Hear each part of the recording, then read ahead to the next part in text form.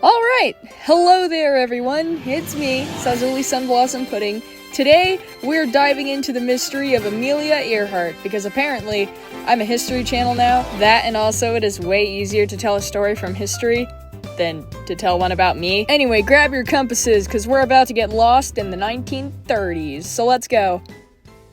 So Amelia Earhart, an aviation icon and the human equivalent of a where's my phone moment, this lady was a legend, okay? Born in 1897, little Amelia's out here in Kansas living that middle-class life with their family.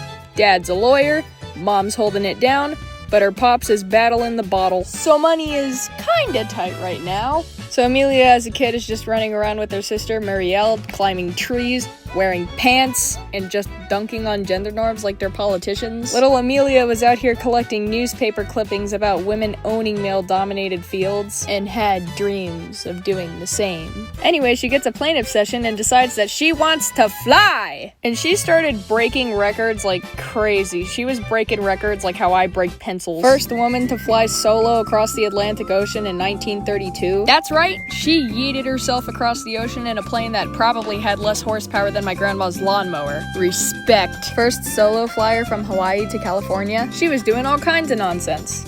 This is the early stages of radio technology, and of course, back in that day, you didn't exactly have Wi-Fi or Google Maps or Siri. So Amelia was out here navigating with the confidence of a guy who says, "Trust me, I know a shortcut." And she nailed it. Mostly. Kinda. Well, we'll get to that. Okay, so to sum things up, Amelia wasn't just some random pilot. She was setting records left and right. And one day she decides, you know what? I'm gonna go even further. So Amelia decides that she's gonna be the second person and the first woman to fly all around the globe. Her reasoning being, quote, "I hope to accomplish something really scientifically worthwhile for aviation." End quote. Now we all know this is where the plot twist goes, right?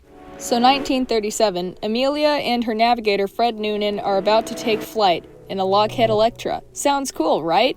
Earhart performed surgery on her plane, removing all passenger seats, insulation, and just anything unnecessary, and replacing it with fuel tanks. So her plane is now a bomb waiting to explode. Now the first guy to accomplish this, his route was about as close to the top half of the globe as possible, but Amelia said, "You know how I could go even more overkill? We're gonna take a route that's longer, a route close to the equator." They get about 80% of the way there, hopping from country to country like it's a Breath of the Wild speedrun, but then they're supposed to land on an island. Island. This tiny speck in the Pacific Ocean. It's like trying to find a single piece of pork in a chicken soup. And guess what? They didn't exactly make it. Now, Amelia had 3 Coast Guard and Navy ships waiting at different spots to help guide them to the island. The Lay Airfield radioed to Amelia saying that they should be expecting stronger headwinds than what they had originally calculated. Now, up until this point, Amelia's messages came through pretty clear, but she never acknowledged this message. In fact, any radio messages were never acknowledged by Amelia.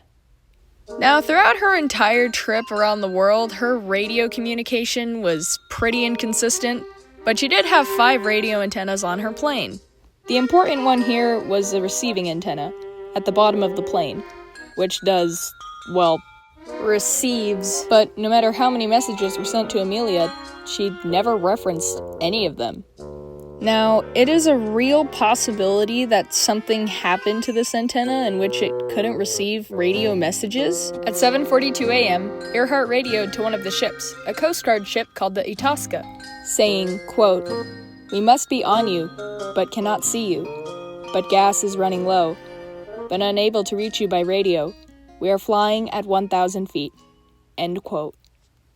Just before 9 a.m., Earhart's last message to the Coast Guard ship Itasca was heard. Quote, "We are on the line 157 through 337. We will repeat this on 6,210 kilowatts. We are running on line north and south."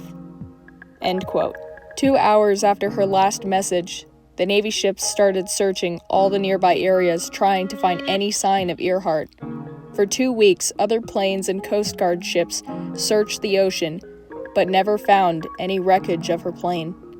This rescue operation was the most expensive search in the United States history, coming up to the cost of about $80 million in today's money. And to this day, nobody has ever found anything. Not a trace of what happened to Amelia, Fred, or their plane. Poof! Gone. No wreckage, no distress call, not a wing, not a wheel, not even a "sorry we crashed" note. So what happened? Let's break down the theories because the internet loves a good conspiracy and I love to debunk them. Theory 1! They crashed into the Pacific Ocean. This is statistically likely, and given the evidence, this is probably what happened. The Pacific's huge, their plane was running low on fuel, and Howland Island is smaller than my tolerance for rude people, and the search teams found nothing. But the ocean's over here like, yo, I eat planes for breakfast. Pathetic. Theory 2. They landed on some random island and lived like castaways. People think they ended up on Nikumaroro Island. I think I'm saying that right. Where some old bones, a lady's boot, and a jar of freckle cream were found. Freckle cream, because apparently Amelia was out here fighting sunburn while stranded. I'm pretty sure that DNA tests were done on these bones and shoes and stuff that was there, and it didn't match up with Earhart or Noonan's DNA. This theory's got vibes, but the evidence is flimsier than my house in Animal Crossing 3 years ago. Next! Theory 3. Aliens. Again. Yup. Some folks think that Earhart got yoinked by extraterrestrials. Now, being that I am an alien enthusiast, I can see this one being plausible, I guess. Using their anti-gravity tractor beams that everybody believes they have, they accomplished this. But at the same time, that sounds just a little bit too coincidental for all these problems to happen with the plane, and then aliens appear? Oh, come on. Theory 7. They lived double lives. Yes, 'tis a belief that they became American spies and went to go spy on the Japanese, and surprise! They got caught and thrown into Japanese prison. So Amelia and Fred are just in their plane, just flying around, going, "Oh, don't mind me, just photographing your military base," and... Huh? Ah, crap. This one gets points for style. Next, please! Theory 4. She survived and lived under a fake name in New Jersey. Bro, what? Just imagine Amelia sitting at some random diner sipping a cup of coffee, acting like she didn't just ghost the entire world. This one sucks. This theory sucks. This one's got soap opera energy, but there's no proof, so I'm calling cap. Theory 5. Sabotage. So as we know, the 1900s was a time of gender discrimination destruction. Some believe that Amelia was sabotaged by jealous men and set up for disaster from the start. I can see the motivation for this one. So imagine you're a man in aviation in the 1930s, where most men of the time are getting all the credit and glory for stuff that they do, and then this woman just comes out of nowhere being an absolute queen that she's meant to be, and starts absolutely wrecking you at literally everything you thought you were good at. And so you decide to go with the coward route, not facing your enemy head on, but instead taking them out in private like a wimp.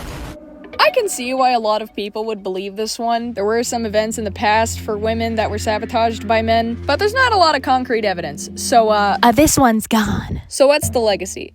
Amelia Earhart wasn't just a pilot. She was a trailblazer. She showed the world that women can do anything, fly planes, break records, and apparently confuse historians for decades.